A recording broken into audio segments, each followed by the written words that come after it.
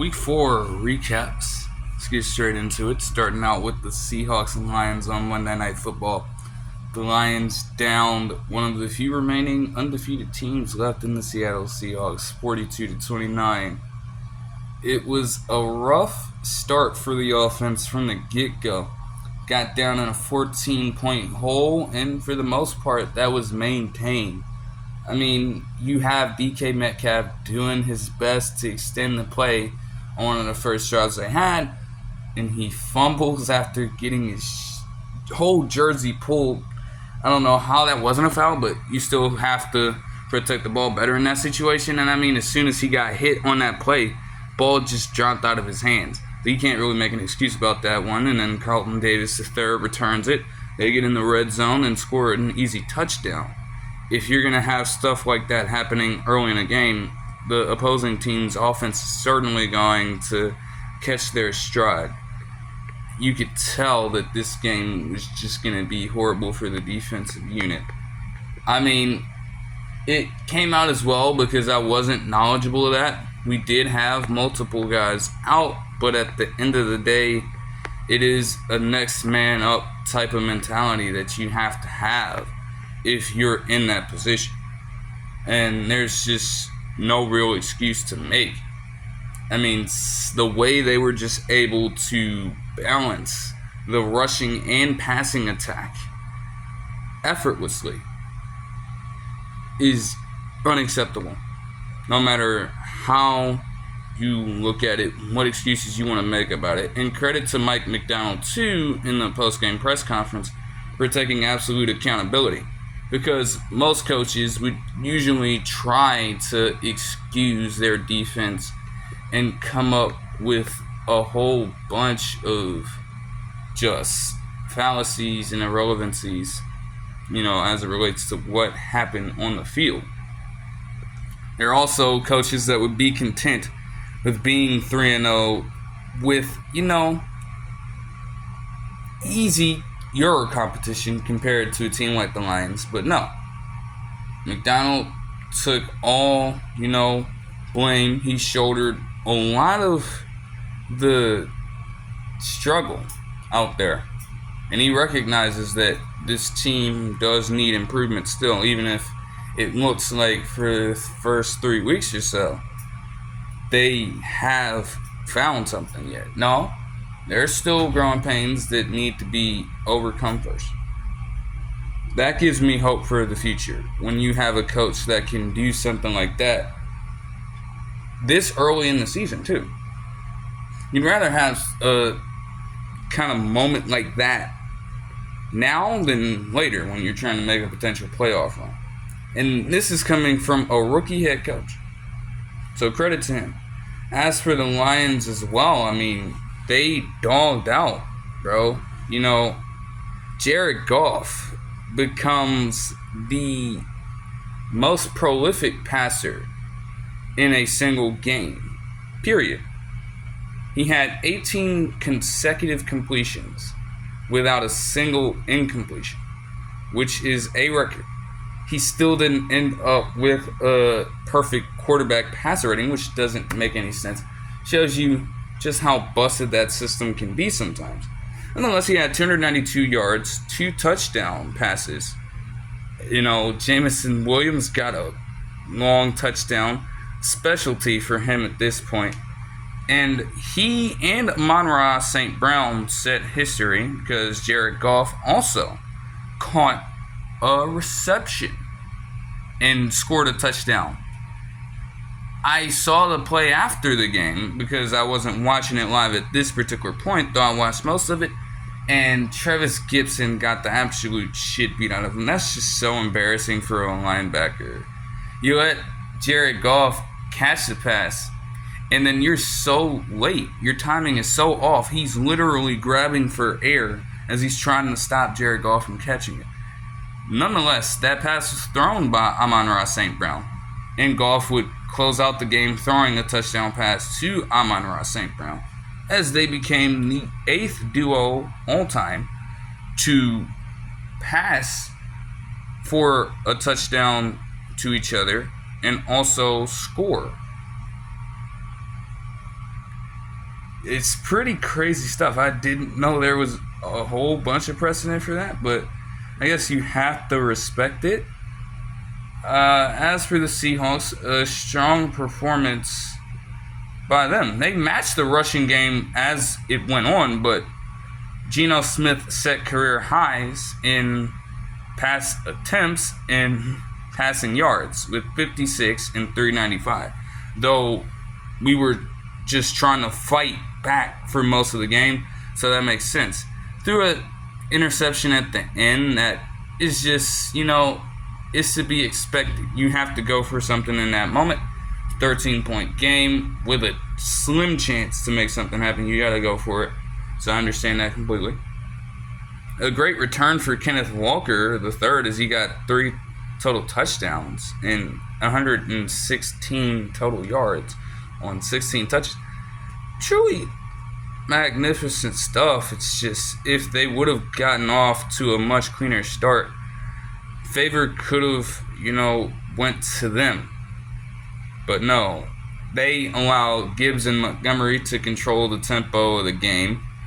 And Jared Goff was able to get simple completions for the most part, outside of the 70-yard touchdown pass. Most of these passes were relatively short, and some ended up being broken plays with missed tackles and all sorts of things too. Also, just one more tidbit here. Hey, Kenneth Walker III got that strength. I don't know what the hell Alex Anzalone was thinking about. This man tried to just wrestle him to the ground 2 times. But Kenneth Walker III said, nah, bro, get in the motherfucking weight room. Like, what the hell is wrong with Alex Anzalone? He really thought he could hang with him? That's insanity to me. Now, moving on to the Cowboys and Giants, and I don't even have too much to say here. I mean, what did we expect? The Cowboys won, but they barely beat a bad Giants team that tried their best to imitate the Washington Commanders by not scoring a single touchdown and only allowing 2 and scoring all field goals on the special teams. Like, dog, nah. Right off the gate, though, for the Cowboys, I just gotta say it, bro. Weak Neighbors with 12 for 115 yards. Dog, they have to figure it out. I know Darius Slayton is a solid wide receiver, and they utilize Wan'Dale Robinson aggressively in the slot too, but more often than not, they just kept going back to Malik Neighbors. This man would have ended up with 25 targets if he wasn't taken out of the game with a fucking concussion. But off the rip, though, he got going pretty well. He just put Nahshon Wright in a fucking blunt and smoked his ass. Like, he got crossed up for a huge gain immediately. That ended up being the most productive play of the Giants' night. On the offensive side of the ball. Like, all that bark, but no bite, that's ridiculous. The Cowboys continued to try to assert themselves, and granted they did. Dak Prescott had 22 pass completions, 221 yards, and 2 touchdowns. And both CeeDee Lamb and Rico Dowdle ended up with touchdown receptions. CeeDee Lamb getting 98 yards. But for the most part, in the second half, they just started to slow down for some reason. Because the Giants' defense is actually decent enough. Or the Cowboys may just be bad. Pick one. The Giants almost had a chance to win it too. A rare Brandon Aubrey miss from deep range. They were driving a little bit too, but of course it ended with a Daniel Jones interception.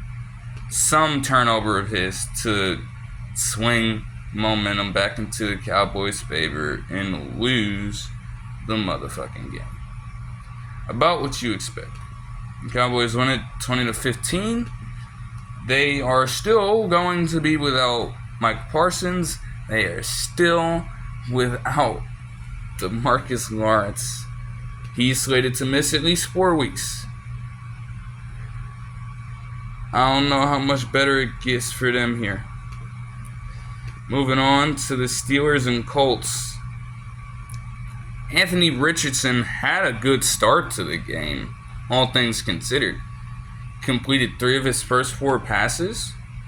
It would usually take him at least 10 attempts to just get 4 pass completions overall. And he obviously struggled last week. They were doing good work, though. He led them off to a touchdown drive immediately with Jonathan Taylor getting in the end zone. And then afterwards, he gets hit on a run play on their second drive, and he is taken out of the game for a little bit. Joe Flacco steps in for new snaps, and then he comes back in. He runs the ball, but it doesn't pan out because what happens is he just, deteriorates on the field. He just slowed down completely and just, stumbled all the way to the ground. So they took him back out of the game, and they ruled him out with a concussion. So Joe Flacco took over for the Colts and did just about what you expect from Joe Flacco at this point. A solid game from him. 16 of 26 passing for 168 yards, 2 touchdowns, no picks, no truly detrimental turnovers either. Jonathan Taylor was able to be productive with 88 yards on the ground, but even he got injured a little bit and was taken out of the game. This was easily Michael Pittman Jr.'s best performance of the season, with 6 for 113, and Josh Downs had a productive 8 for 82 and a touchdown. Now, the Steelers were giving the Colts fits. They were right there with them for the most part. I mean, Justin Fields had a tremendous game. 367 total yards, 3 total touchdowns, and 22 pass completions. And they're questioning his ability to start next week. He'll more than likely get it with a performance like this, but even then, there were still moments where you're asking yourself what the fuck he's doing. Because later in the game, when they were within 3 and trying their best to tie the game up or take the lead, this man, is part of a bad snap exchange that loses the Steelers a ton of yardage in their own territory. And they get all the way to 4th down, luckily enough, but can't pick up the yardage they need, rendering that play to be the difference maker between the Steelers extending the game and them losing, inevitably. But it shows a little bit of promise from the Steelers. I mean, you saw what you typically see from the Steelers' defense. 27 points is a bit abnormal, but when push came to shove, you had those guys on that defensive unit lock in tremendously. So that's not surprising. But I wasn't expecting their offense to be able to put up over 430 yards of total offense. Now, Najee Harris had a shitty game, and they had to figure out every single way to get everyone involved outside of him after a while. 13 rushes for 19 yards is absolutely fucking atrocious. There's no shot in hell, though. No shot. Unacceptable. Now, George Pickens is a happy camper because he's probably more worried about his statistics at this point. He had 113 receiving yards on 7 catches. Colts got it 24-27, but honestly, it wasn't as ugly of a game as the Steelers game typically is. And if Fields can keep this kind of production somewhat consistent, I don't think it's going to be too much of a surprise if we see him start, a few more games throughout this season. It's just going to depend on what this Russell Wilson injury continues to look like. How devastating is it truly? Can they afford to have Russell Wilson on the bench if he gets healthy at a certain point and the Steelers go on a losing streak. All that remains to be seen. Now, I only watched this for a brief period of time, but I guess that was fair because of how things went to the wayside so quickly. Commanders and Cardinals, the Commanders beat the shit out of them, 42-14. Now, Jayden Daniels threw his first interception, but he still finished with 86.7 completion percentage with 233 yards and a touchdown pass. The Commanders' running game was strong. They had 216 total yards and 4 total touchdowns, despite their longest run being of 27 yards. It was effective. It wore the defense out if you couldn't tell by the score already. And it didn't help that the offense was being clamped up by the Commanders' defense too.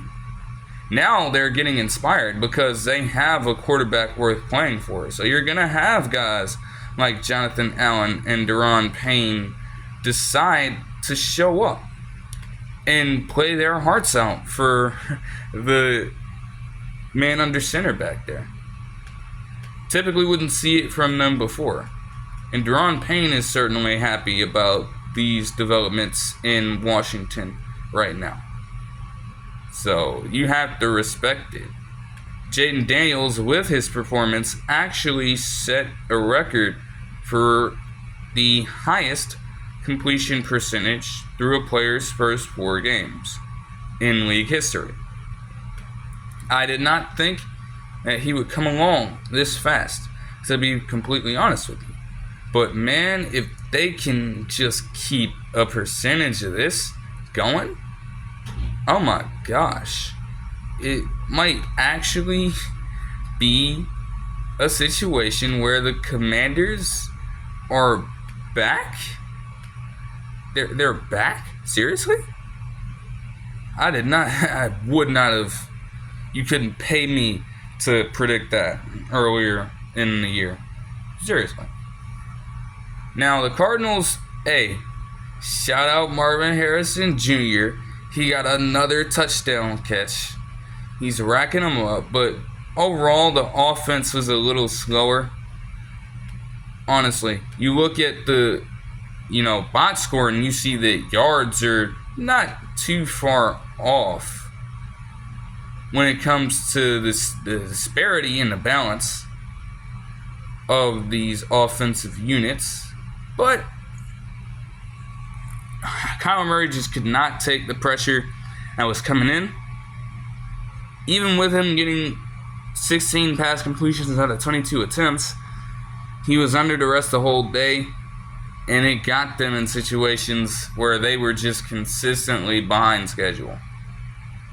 Most of these stats are also just, straight up garbage time. Let's call it what it is, okay? I mean, there's really no way around that. You feel me? That's one thing with the Cardinals right now too, is just consistency. Because you want to make sure that you're getting Kyler Murray in favorable spots, and you've just started to string Marvin Harrison Jr. along.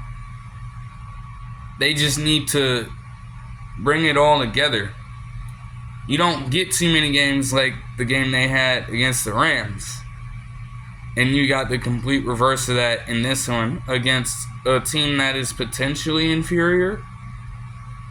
They just have some reevaluating to do.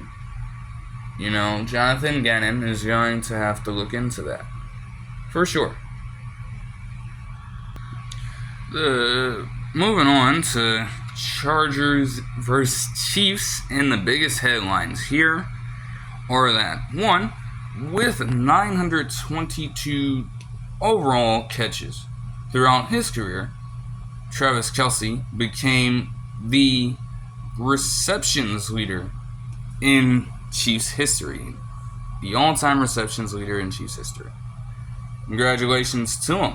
And he had easily his best game of the season. On top of that, 89 overall yards and 7 receptions. including a 38-yard catch to open up the game, they would turn the ball over the very next play. And Mahomes, despite playing relatively subpar, and also with a certain pass to one Rashee Rice potentially cost him a good amount of weeks, he said or reinforced a record of his where he is apparently undefeated in games where his defense allows exactly 10 points. If that does stand to be the case, that is a very odd stat line, and they're going to come up with something like that for a guy like Patrick Mahomes. Right? 19 of 29 for 245, a touchdown, and a pick ain't necessarily the best. But what is the best for him is that Xavier Worthy caught a 54-yard bomb from him. A pass that traveled more than 60 air yards. And it was his longest touchdown pass, or his first touchdown pass of over 50 yards since December of 2022. Xavier Worthy is that much of a deep threat, and he got wide ass open on that play. Enough separation between him and the slow-footed player guarding him to give Mahomes that room to work with. Shout out to Kareem Hunt, too, getting 85 total yards on 16 total carries, filling in for Isaiah Pacheco for the time being. But P. Ryan would close out the game with a touchdown run. The Chargers, on the other hand, it's just so bad. It's so bad. The specialty of the Greg Roman offense is the run game, and they could not get that going against the great Chiefs D-line. They just have an arsenal of people. You think of Chris Jones, you think of George Karlaftis, but honestly, everybody on that D-line ate in this game. When you are holding a team to 24 rushes, 55 total yards combined against 4 different rushers, and 2.3 yards a carry, that is a recipe to win a game. Now, Ladd McConkey would score a touchdown in the very first Chargers drive in the first quarter, and they would go up 10-0 in the same quarter. They went scoreless the rest of the game. Justin Herbert, again, for his standards, 16 of 27, 179-yard touchdown performance is pedestrian as fuck. And in a game against your rival when you probably needed him at his strongest, he didn't play like it. Whether you want to put that on the shitty offensive play calling or on his own ability at this point, I don't even really know what to say. But they have to see this. The front office has got to see this and recognize that something's up. Something might need to change, right? Because this is not the Justin Herbert that we know. We know he's inconsistent as fuck, but damn, we know his stronger games are better than what the hell he's been doing all season long. It's dog, just 578 total yards on the season for him. That has got to rank at the bottom or near the bottom of all quarterbacks who've played as many snaps as he has. He was out for a little bit. I get that, but goodness gracious, at this point in a past season, Herbert would probably be near 900 yards. What the hell is that even supposed to be? That's disappointing as fuck. Goodness gracious, they have got to figure it out fast. Because there's just no way. Ravens-Bills next. And from the get-go, an 87-yard run by none other than Derrick Henry he's back, and he's still one of the top 3 running backs in the league. If you forgot for some fucking reason. Finished with a 24-yard and 100... He finished with a 24 attempt and 199-yard night with a touchdown, the aforementioned touchdown. He would have had a second if he didn't fumble and have it recovered by Patrick Ricard in the end zone. He was also a single run or so away from getting his 7th 200-yard game, which would have set an NFL record for the most by a running back. It's impressive stuff. The Ravens, outside of a single turnover by none other than Lamar Jackson as he tried to play Superman and fumbled while they were up 21-3, played relatively smooth. 13 of 18 for under 56 yards, 2 touchdowns. Didn't need him to do a whole bunch of damage through the air. Even he added 54 rushing yards and a touchdown to have the team come to 271 and continue to extend the record for most 250-yard performances by a single team on the rushing attack. There's just no shot. And they are reinforcing their record with the most 200 rushing yard games by a single team as well during this Lamar Jackson era. Like, it's crazy, dude. It is insane. You even have Josh Johnson getting out here and completing a single pass for a single yard because at that point they could do whatever the fuck they wanted. They were up 25. And typically I would be concerned, but it was just, like I said, the Ravens are just on one on Sunday. Let Justice Hill have another game where he gets 6 receptions, 78 yards, and a touchdown catch to lead the team in receptions yardage. Like, no, that's not happening again. And if it does happen again, this is not going to be a situation where the Ravens are winning that game. But it worked for them tonight. The Bills could not contain it. And on the offensive side, the Ravens really just clamped them up. Let's call it what it is. It was just a slow night. They tried some flea flicker ass play in the third quarter that got stopped. Josh Allen was about to launch the shit out of it, and they get in there and force a fumble. Luckily, that kind of changed the momentum a little bit. Probably the closest the Bills got to actually striking fear in the Ravens' hearts. 16-29 for under 80. He did have a cool 52-yard throw to Khalil Shakir, though.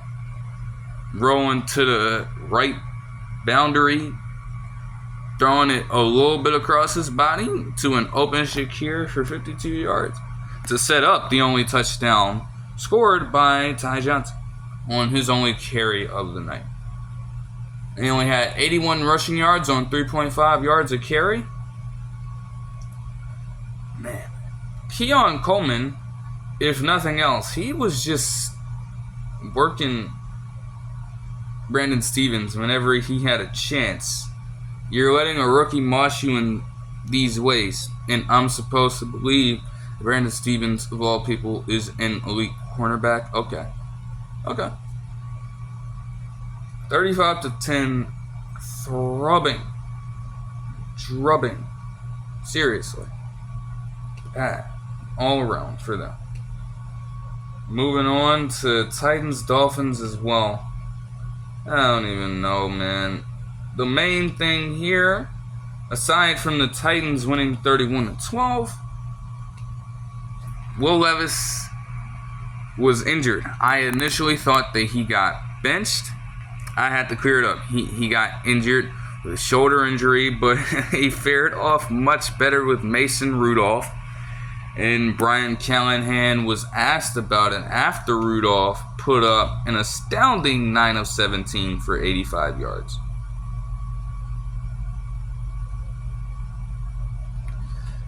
They're trying to, stir up some QB controversy, and you have Mason Rudolph literally having the premier game manager play style in this game. It led them to victory. It worked, but it's like, is that truly sustainable? Is that truly consistent enough for you to make that change? But maybe Callahan prioritizes winning. We gonna see, because the Titans are on a bye week. Maybe he prioritizes winning, or maybe he has trust in Will Levis still somehow. All I'm saying is, with the way you talking about Will Levis in these moments of criticism, we gonna see in week 6 if this nigga stands on business. Is he? He's a first-year head coach too. You gonna stand on that? You gonna give Mason Rudolph a shot, or are you gonna stick with Will? We gonna see. Their rushing game was solid, 142 total and 2 touchdowns against the Dolphins defense that, with the way their offense was playing, led by Tyler Huntley, had to consistently lug themselves, push their limits on the defensive end, because their offense was that bad and they were consistently put in 3-and-out situations. All the Titans had to do, run the fucking ball 40 times, only pass 21. You knew what they were trying to do. They were trying to gas the shit out of them. And surely enough, as the game progressed, that's exactly what happened. He only scored field goals and such in the first half. It was a 9-3 ball game. The Titans had 35 minutes almost of possession, but only picked up 244 total yards. It's a screwed system, but defense just held strong, despite the Titans' offense early on doing everything they could possibly do to just sabotage. Okay? The Dolphins are just pedestrian. They're just so pedestrian at this point. Like, you have to think about this for a second. At a certain point in this game, it reached a period of time where they had 9 points. The Dolphins offense, 9 single points in the last 9 quarters of NFL action. 9 whole quarters without scoring a touchdown. If math serves you right, that should date back to the very game that saw Tua Tagovailoa get hurt later on.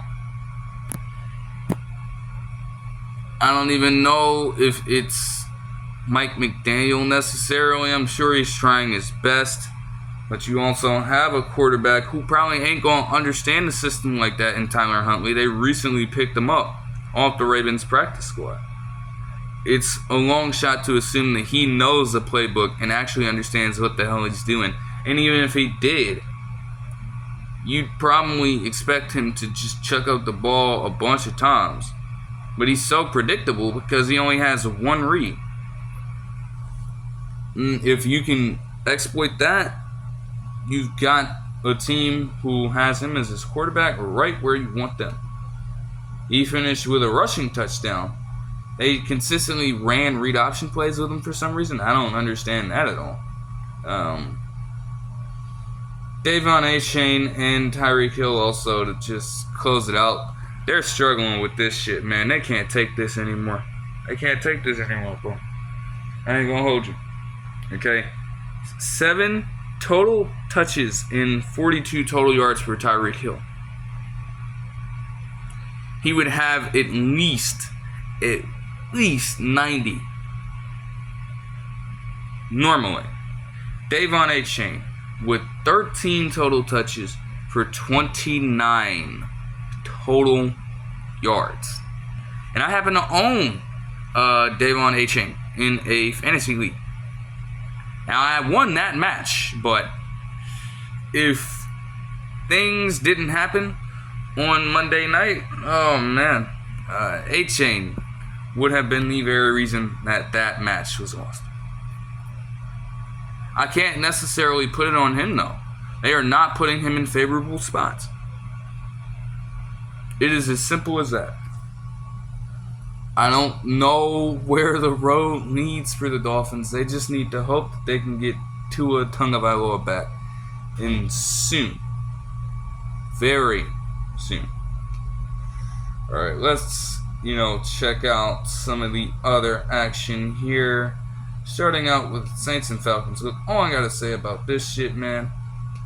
The fact that Kirk Cousins and Derek Carr are number 2 and number 1 in game-winning drives since 2015 is absolutely fucking absurd to me. There's no way that shit was real. It's real. I saw it.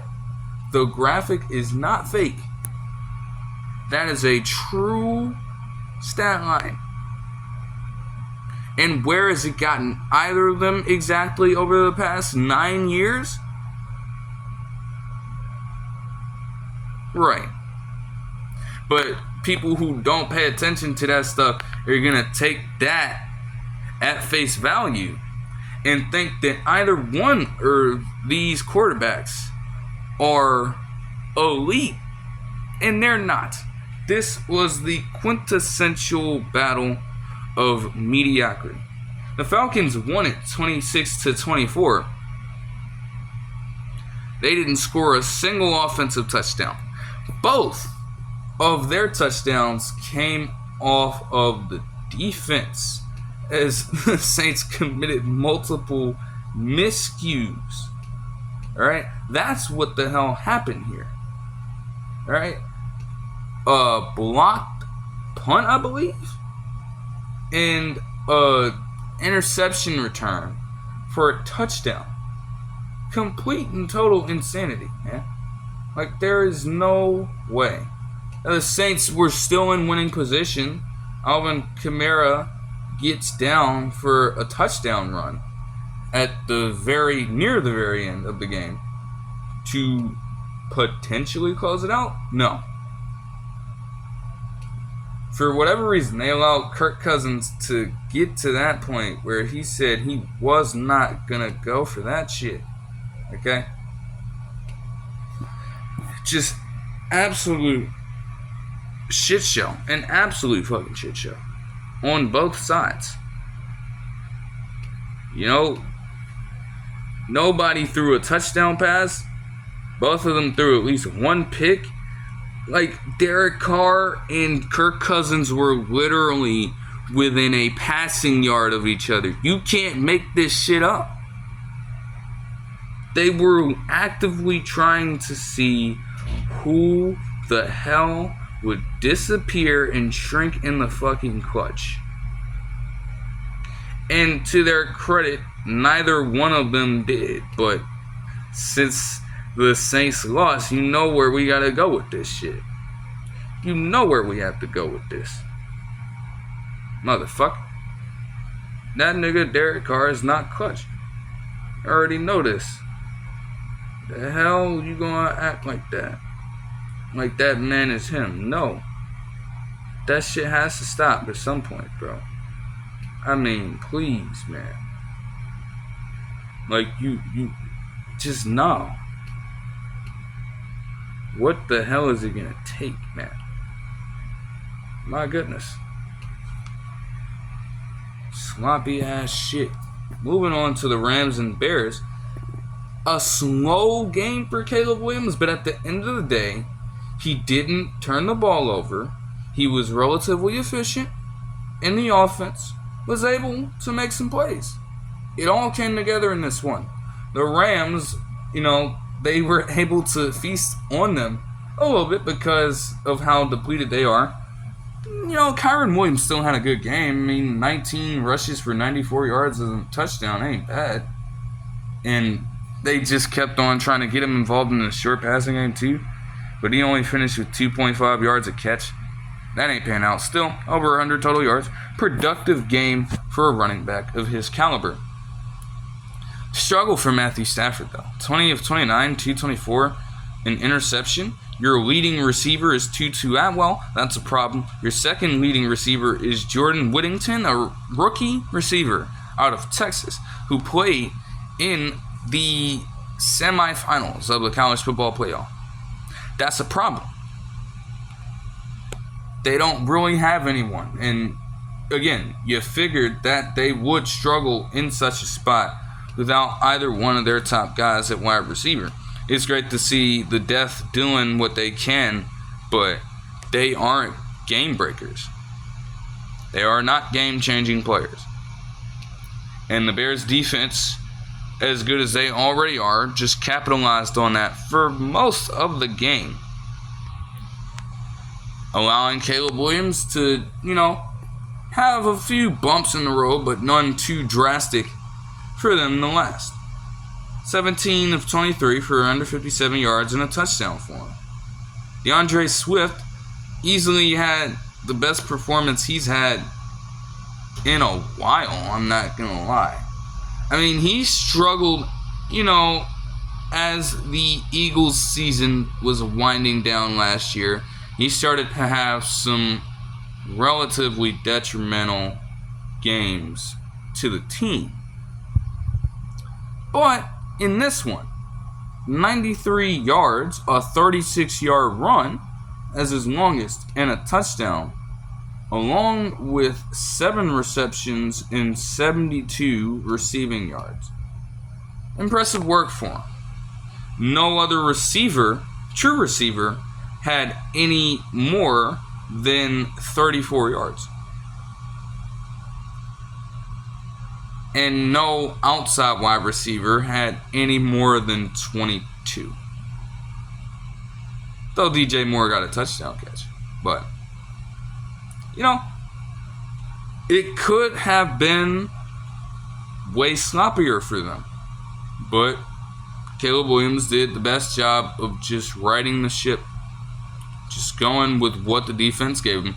Not being as aggressive as he was in some of these games, but not being too passive either, attacking whenever it was necessary, whenever something truly glaring was there to expose. And it was a masterful win for him.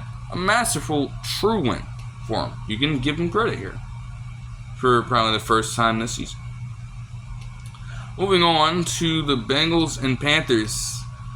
Andy Dalton was trying. He was trying to extend the record he has against the Bengals after being removed from the team. Nope. Joe Burrow decided, aside from a silly-ass interception, to beat him. 34-24. Bengals get their first win of the season. Jamar Chase with an 85-yard game, including a 63-yard touchdown catch, where he literally trucks the shit out of everyone and blazes right past them for a nice touchdown run overall. We also have Chase Brown getting a 15-rush, 80-yard performance, which is something that you rarely see from him. He's been a relatively efficient running back when he's played, but he hasn't gotten a ton of yardage like that before. Also, 2 touchdown runs. Joe Burrow even getting down, for a 10-yard run. His only rush of the game. Again, I can't really have a lot of disdain for what the Panthers did or didn't do here. The fact that you're mustering 24 points against the Bengals team like this is honestly an accomplishment on your end. It's way better than you were a couple of weeks ago. You at least gave the Panthers fans out there some hope and some reason to go outside in the following days. 2 touchdown passes, 62.5% completion, and a pick from Andy Dalton. Ain't too bad. Chuba Hubbard had another 100-yard rushing performance. Not too bad. Xavier Leggett got his first touchdown catch, and Deontay Johnson got a touchdown catch as well. Like, those are some signs of promise there. And at this point, I mean, when you know that your team is going to be that bad, that's all you're looking for is some signs of promise. Hopefully for them, it can eventually lead to a win in their line of thinking. But you just have to settle for getting close with no cigar. Because that Raiders win last week was improbable. I don't know how many more they can stack up. But if you can keep, just slowly building towards something, they could nab a few more. Why not? Eagles-Bucks, they were down 24-0. They were able to score 16 points. But even with them doing that, at no point did it truly feel like the Eagles were ever in this game. I don't know what the hell is going on with Jalen Hurts this season. I really don't. Because he did not throw an interception, sure, fine, whatever. He lost a fucking fumble, which did not help their cause. And he just played so subpar. 8 rushes and 20 yards for a touchdown. 18 of 30 and 158 yards and a touchdown. You see that your defense can't necessarily stop Baker Mayfield and the Bucs to start out the game. So you think it's wisest for you to lack aggressiveness in every sense of the word. What are they afraid of? Like, I'm dead. That's a dead-ass question. Is it him or is it Sirianni restricting his ability to stretch the ball down the field? That's a legitimate question to ask. Okay? Ain't no damn way you expect to get back in the ball game with 5.3 yards a pass, and then you can't establish the run. Saquon Barkley finished with 10 for 84, but the brunt of that came from a 59-yard run. So if you know your run game's struggling, you don't call better passing plays that allow the defense to, account for spread out passes to open up the run game eventually.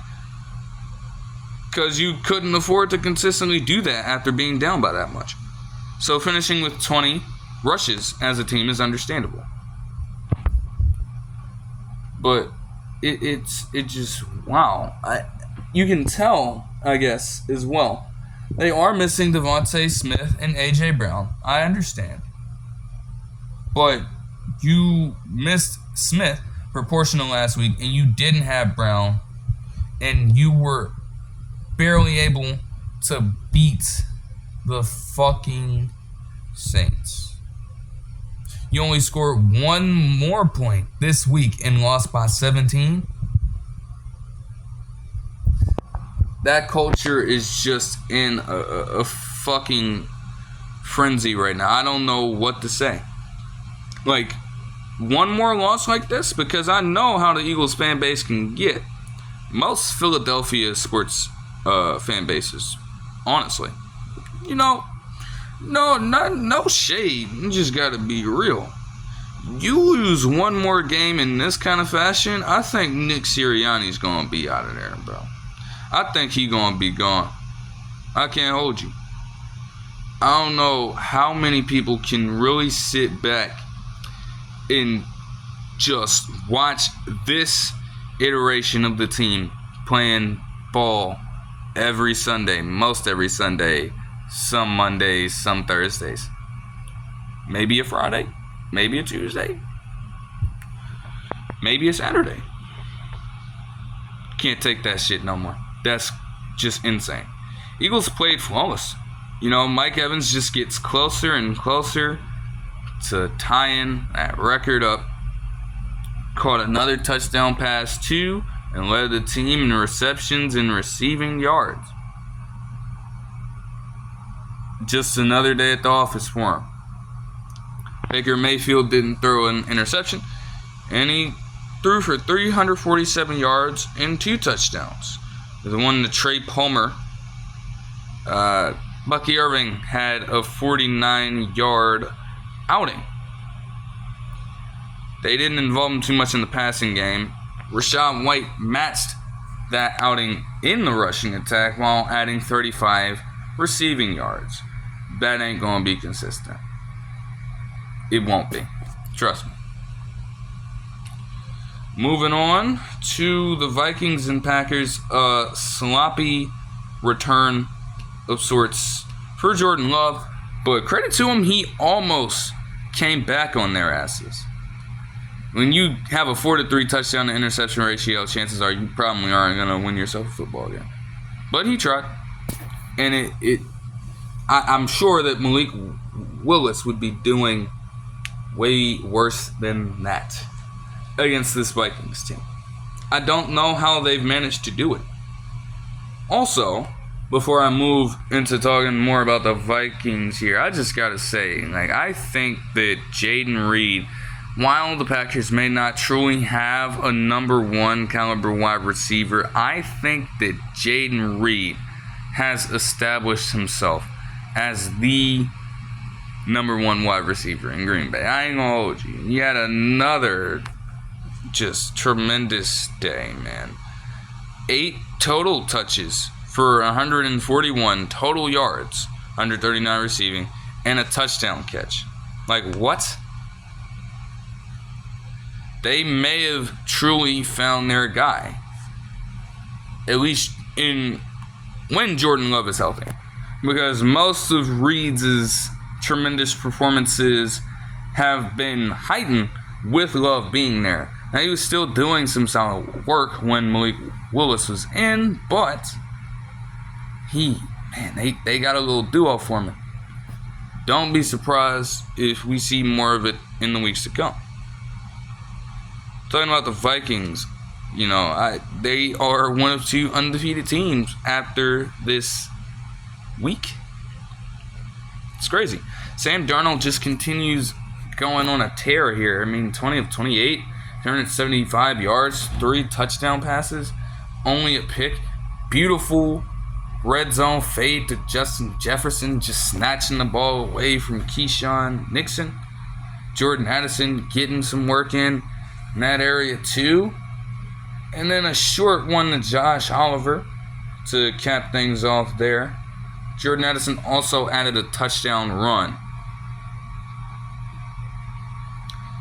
That's a good complimentary wide receiver, and people were saying that as Addison was coming along last year. Justin Jefferson is still going to get his, obviously. It helps to know that they have someone alongside him who can complement his game and, create more space for other slot wide receivers and open up the middle of the field for some tight ends too, whenever he may be getting double teamed. Best of both worlds there. Aaron Jones also with 22 rushes in 93 yards. That's solid. Vikings won it 31-29. This Texans-Jaguars game, I've heard so much coverage on it, so many heads calling for Doug Pederson's job. All I gotta say is, one, CJ Stroud is clutch, so good drive by him. Tremendous bounce back. Despite the game last week, coming in with a cooler head, just going out, throwing for 345, 2 touchdowns, 67.5% completion from the field. A good day, very good day for him. Trevor Lawrence, meanwhile, just commandeered a very slow offense. This is not good. Like, Bigsby got a 58-yard run later in the game, and then the Jaguars proceeded to not do a damn thing with that. That probably could have been the difference maker, but at the end of the day, they still had chance after chance after chance. For most of this game, Trevor Lawrence was pedestrian and at fault here. 18-33 for 169 yards and 2 touchdowns. For a quarterback getting paid as much as he is, he's the highest paid in the league history right now. And you're having a performance like that, they need more out of him. There's no way that should fly. And when your leader is not producing at that high rate, it influences everybody else. You had a rookie lead you in receiving yards and catching a touchdown. And Christian Kirk got one too. But how do you expect other people outside of those guys to step up if you cannot rise to the occasion against a team who is thriving for the most part? When it comes down to it, though, the Jaguars defense held in for most of the game and then proceeded to allow the Texans to, go on a back-breaking touchdown drive. I don't know why they were put in this position, but guess what Doug Pederson does? When they get the ball with 18 seconds left as the Texans kick it back off, they don't have a single timeout because he used all of them up. I honestly have an issue with that. Some people may not. But you don't give your offense a chance to work with at all. It's 3rd and 3, and you waste your last timeout with 1 minute and 4 seconds left to go in the game. And then they proceed to score. They get the ball back, or kick it off with 18 seconds left, and a player actually is dumb enough to commit a penalty as they smartly return the kick. Congratulations, Devin Duvernay. Very smart player. Alright? Dude commits a penalty, and they are pushed back at the 13-yard line. Their own 13-yard line. Scratch that, own 10-yard line. They are on their own 10-yard line. With only 12 seconds left in the game, no timeouts, and you expect Trevor Lawrence to find some way to lead you on a 90-yard touchdown drive.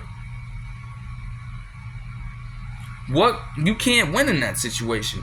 And I can't put that part of the game on him. Now, granted, you could have done a lot better overall to avoid that completely and just outright win the game. I get that. But what the hell is Pederson doing? That is just a death sentence. What quarterback would, no matter how good or bad they might be, there's not a single quarterback who is pulling that off. So how is he supposed to work with that exactly? Just stupid. And they ended up losing by 4. Craziness. The Patriots are abysmal, and that was proven in their 30-13 loss against the Patriots. Rondre Stevenson fumbled once more and struggled overall. 13 total rushes for 43 yards. They couldn't establish the run, and everything else crumbled from there. Jacoby Brissett threw a pick 6 to leaping Fred Warner, who is probably making his own case for some type of award recognition. He better get it, too. You know what I'm saying? He is certainly the best middle linebacker the league has to offer at this current moment. I don't know how many people are trying to debate that, but there's just not one. So, stop.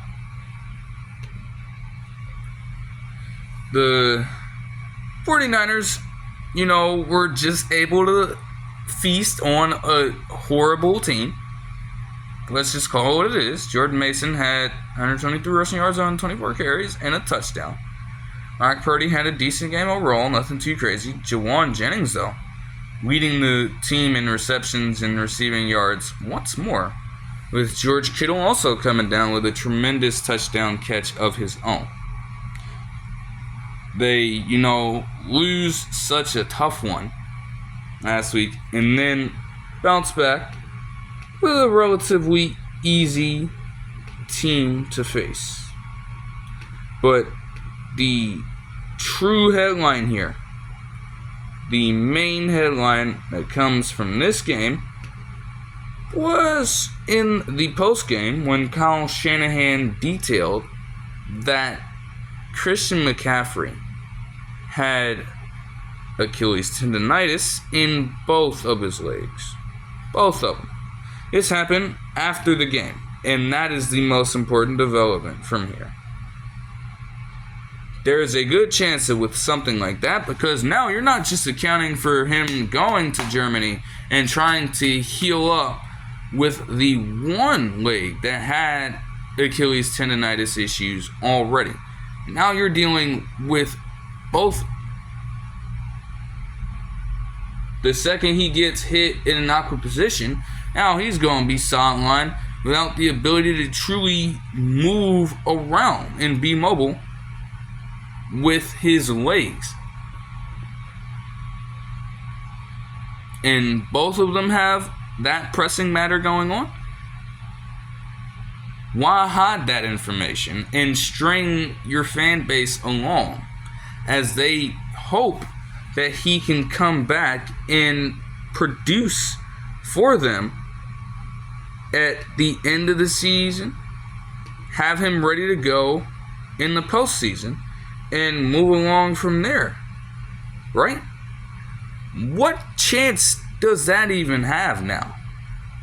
He could literally miss the entire rest of the season because Shanahan decides to be that secretive about it. He would have missed the entire season, potentially, and nobody would have known about it because you're hearing everything else, and it's a smokescreen covering up what's actually going down. That's ridiculous. That's utterly ridiculous. And Raiders-Browns.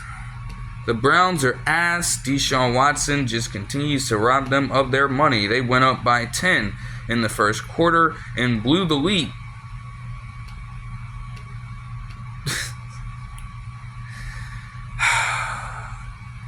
They still had a chance. Deshaun Watson gets sacked to close out the game.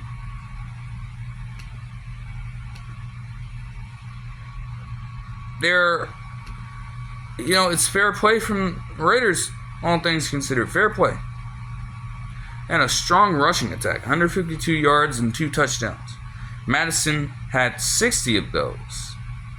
They even had Brock Bowers run the ball for 12 yards for some reason. It worked. It worked effectively enough to outlast a shitty organization.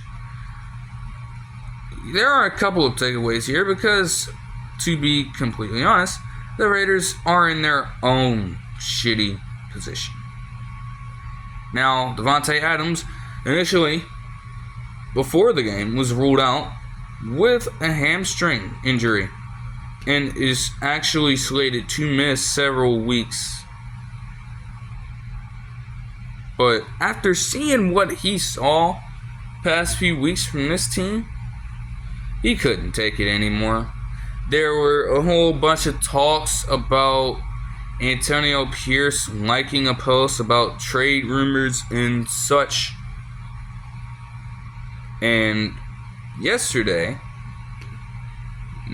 Davante Adams himself would come out and request a fucking trade. It started out with them saying that he would prefer to be traded, according to NFL Network insiders. and then that changed to just full-on request. There's no telling where he could really go, and there are teams definitely trying to make a play for him. Honestly, I've heard people say the Jets could look. I've heard people say the Cowboys could look. I've heard people say the Chiefs may look into it, though it probably would be a no-go for the Raiders. They're not actually that dumb, right? I'm thinking the Ravens might actually benefit from making that move. I've heard jokes about it, and they're fair, but to be real, that isn't too far-fetched of an idea. How many older veteran wide receivers have we seen thrive with the Ravens for at least a couple seasons near the tail end of their careers? We saw it with on Bolton. We saw it with him for a good portion of time. We saw it from Steve Smith Sr., right? We even saw it with whatever was left of Willie Snead for a brief portion of time. They have, experience with going out and getting those older veteran wide receivers. They don't usually build up talent from the draft. They're going to find free agents or established veterans and just try to build an offensive unit from there. Build their identity based off of those transactions. And when you are looking at a guy like Davante Adams, he's older, but he still has a lot left to offer. And the Ravens are a team who is slated to contend for a championship. The Raiders are nowhere near that right now. At the very least, they're much more capable, with a much more capable quarterback leading the way. And a quarterback who will, when given the chance, will be sure to give Davante Adams the targets that he so desperately needs to be getting. So we'll follow that situation. You can't expect Davante Adams to go back in injured and also hurt his value. Don't want that to happen. So he's going to be sidelined for a while. But that'll do it for this one. I hope you guys enjoyed the video, and I'll see you guys next time. Peace.